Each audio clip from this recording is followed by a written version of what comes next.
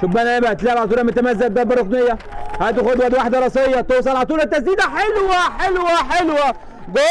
جول ابو السعود. هدف اول للنصر التعدين. على طول تتلعب رمي التماس وتوصل عند محمود ابو السعود اللي ما كدبش خبر وسددها من مره واحده. تسديده صاروخيه على يسار الحارس محمد انديل. يلعبها كده في القلب بوكا. وادي راسيه ترجع مره ثانيه على مصطفى. صاروخ النصر التعدين. صاروخيه من مصطفى جمال.